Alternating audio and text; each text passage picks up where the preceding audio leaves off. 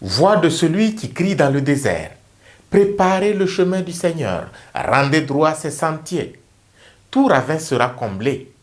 Toute montagne et toute colline seront abaissées. Les passages tortueux deviendront droits. Les chemins rocailleux seront aplanis. Et tout être vivant verra le salut de Dieu.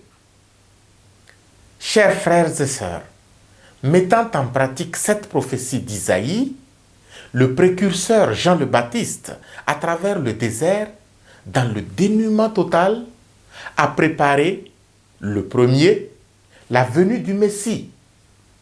Et il a aussi aidé ses frères et sœurs à se préparer à la rencontre du Christ.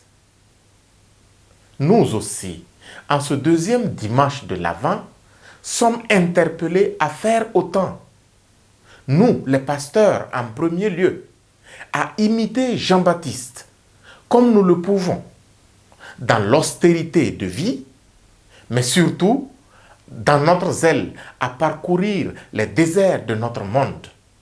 Nous sommes invités à entrer dans tous les milieux où l'homme vit comme si Dieu n'existait pas, dénonçant la science quand elle joue avec l'être humain, dénonçant les hommes et les femmes qui veulent des enfants sans obéir à l'ordre établi par Dieu, dénonçant les firmes pharmaceutiques quand elles transforment la vie humaine en moyen d'enrichissement, dénonçant les puissants de ce monde qui massacrent les plus faibles pour assouvir leur hégémonie.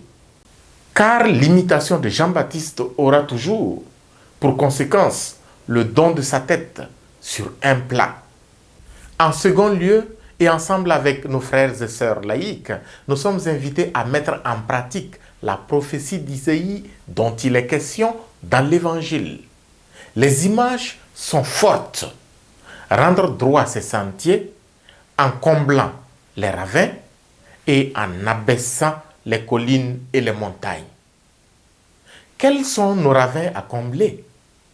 N'est-ce pas nos hésitations dans la foi, nos peurs de nous montrer disciples du Christ, nos indifférences à pratiquer visiblement notre foi, nos refus de témoigner au monde que nous sommes ses disciples, nos peurs à dénoncer l'injustice, nos complicités avec ceux qui font le mal, nos silences malsains et coupables, et j'en passe.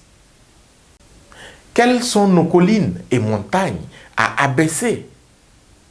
N'est-ce pas nos suffisances d'hommes, notre attachement excessif au matériel, notre tentation à vouloir nous passer de Dieu, notre orgueil à défier le divin presque sur tous les plans de la vie humaine?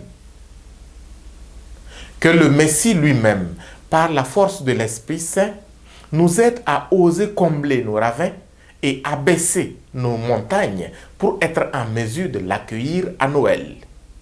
Ainsi soit-il.